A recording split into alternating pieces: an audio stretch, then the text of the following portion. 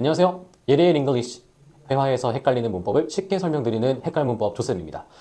지난 시간에 저희가 비동사에 대한 수업을 진행했었죠. 근데 이번에는 일반 동사를 한번 공부해 보려고요. 저희가 동사는 비동사, 일반 동사, 조동사로 나뉘어져 있는데 한 단계 한 단계 차근차근 진행해 보겠습니다. 여러분들이 동사를 사용하실 때 항상 헷갈리는 부분은 이 일반 동사는 s를 붙이는 규칙이 있다던데 이게 언제 s를 붙이고 s가 붙으면 발음은 어떻게 하지? 라는 부분이 아마 가장 헷갈리셨을 거예요. 그래서 그런 형태와 발음 부분에 대해서 답답하고 애매했던 부분들을 오늘 정리를 해드리도록 하겠습니다. 자, 우선 동사를 사용하는 것에 있어서 주의할 점 첫 번째가 지난 시간에 말씀드렸던 비동사와 일반 동사를 합쳐서 사용할 수가 없다라는 점이었어요. 여러분들이 항상 많이 실수를 하시는 부분이에요. 근데 이렇게 생각하실 수 있어요. 내가 봤던 영어 문장엔 비동사랑 일반 동사가 있었던 것 같은데?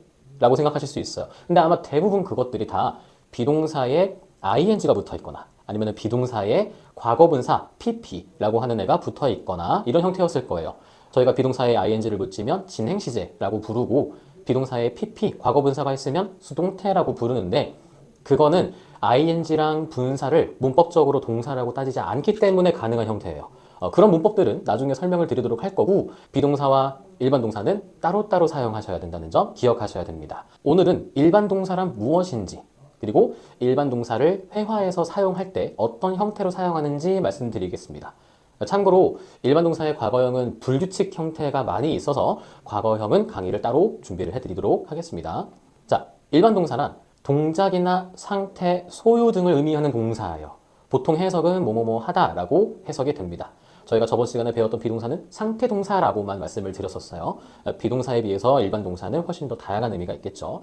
자, 그러면 여러 가지 예문들로 보여드리도록 할게요. 자, 동작을 나타내는 동사로는 우리가 흔히 동사라고 생각할 수 있는 단어들이 나오죠. eat, run, write, play 같은 동사들. 그리고 상태 동사 같은 경우에는 비동사에서 설명을 드렸었어요. 감정, 신분, 존재 등등의 의미를 가지고 있는 게 비동사라고 했는데 일반 동사도 마찬가지로 상태에 대한 의미를 가진 단어들이 있습니다. like, know, believe, become 등등이 있죠. 여기서 become이라는 동사가 굉장히 자주 사용되니까 같이 머릿속에 상태 동사로 넣어두면 좋을 것 같아요. 그리고 소유에 대한 의미로 have, own 등의 단어들이 있습니다. 물론 그 밖에도 일반 동사는 사고 과정, 그리고 뭐 사회적인 활동, 습관 등등의 다양한 의미들을 가질 수가 있어요. 그래서 동사는 정리해보면 주어가 어떤 행동을 하는지, 주어가 어떤 상태인지 설명하는 단어예요. 참고로 일반적인 문장에서는 주어의 다음 부분에 등장을 합니다. 그래서 영어 문장은 시작할 때 주어, 그 다음에 동사 순서로 만들어주시면 되는 거예요. 누가 뭐뭐뭐를 한다. 이렇게. 자, 그럼 이제 일반 동사를 문장에 사용할 때 주의해야 하는 형태를 설명드리겠습니다. 먼저 일반 동사의 현재형이에요. 여러분들이 많이 하는 실수 중에 두 번째 포인트가 되겠죠. s를 언제 붙이는지를 잘 구분하셔야 됩니다. I, you, we, they가 나와 있으면 동사의 원형을 사용하시면 돼요. 그런데 3인칭 단수 주어인 he, she, it 이 사용되는 경우에는 동사에다가 s 또는 es를 붙여주셔야 합니다. 저희가 명사의 복수형 배울 때 적용했던 규칙이랑 상당히 유사해요. 그리고 좀 더 단순합니다. 이미 배웠던 부분이니까 한번 간단하게 정리를 해볼게요. 이런 식으로 우리가 study라는 단어를 사용할 때 we가 나와 있으면 그냥 study 쓰시면 돼요. 하지만 주어 자리가 she로 바뀌어 있으면 she studies 라고 y 빼고 ies로 고쳐주셔야 되겠죠.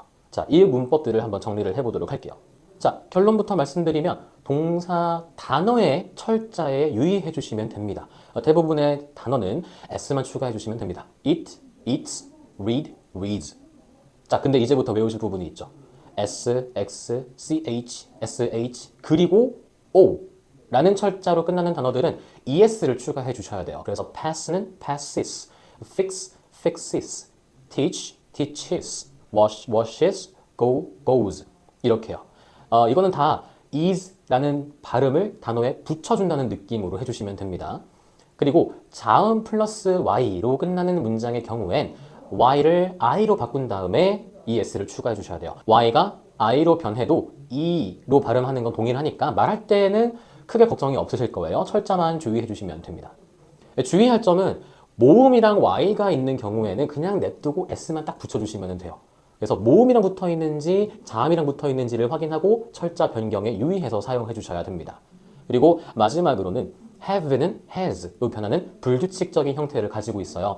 다행스러운 건 불규칙한 형태로 변하는 동사가 몇 개 없어서 이번 강의에서는 have만 소개해드리겠습니다. 자, 그러면 연습 문제를 한번 풀어보도록 하겠습니다. 1번, she가 주어로 나와 있죠. 그러면 go의 형태가 바뀌어야 되겠죠.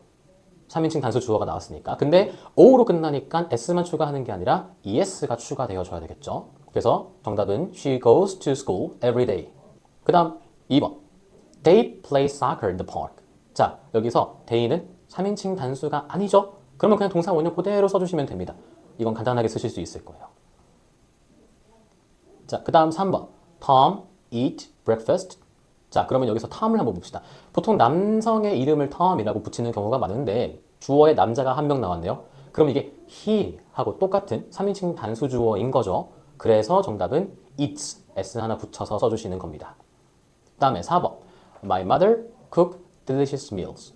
자, 주어로 mother이면 she하고 같은 3인칭 단수 주어예요. 그래서 cook에다가 s 하나 추가해 주시면 되겠죠.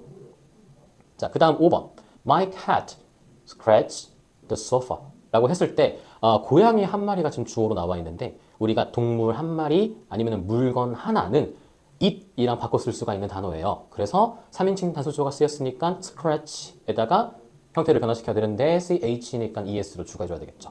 자, 그러니까 신경 써야 되는 게 간단하게 말씀드리면 두 가지예요. 첫 번째로 주어가 3인칭 단수인지 아닌지, 그리고 두 번째로 동사의 철자상 s가 맞는 건지 es가 맞는 건지 그 두 가지를 확인해서 바꿔주시면 되겠습니다. 그래서 오늘 수업을 정리를 해보면요.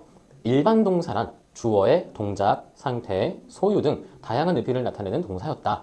비동사는 상태만을 설명하지만 일반 동사는 또 다양한 의미를 표현할 수 있겠죠. 두 번째로 일반 동사는 현재 시제인 경우에 3인칭 단수 주어 뒤에서 s 또는 es가 추가로 사용된다는 점 주의해 주셔야 되겠습니다. 자, 이렇게 일반 동사에 대한 첫 번째 강의가 끝났습니다. 아직 과거형에 대해서는 설명을 못 드려서 다음 시간에 일반 동사의 과거형을 설명드릴게요. 일반 동사의 과거형이 아무래도 영어한테 벽을 느낄 수도 있는 부분이 될 거예요. 학창시절에 영어를 배웠던 또는 지금 학생이신 분들 머릿속에 불규칙 동사라는 용어가 절대 좋은 기억이 아닐 거예요. 근데 동사를 빼놓고는 문장을 절대로 만들 수가 없으니까 열심히 공부를 해보실 수 있도록 더 간단한 설명을 가지고 강의를 준비해 오도록 하겠습니다. 왕초보도 쉽게 배우는 헷갈문법, 오늘 배운 거 한 번씩만 연습해 보시면 좋을 것 같아요. 다음 시간에 뵙겠습니다.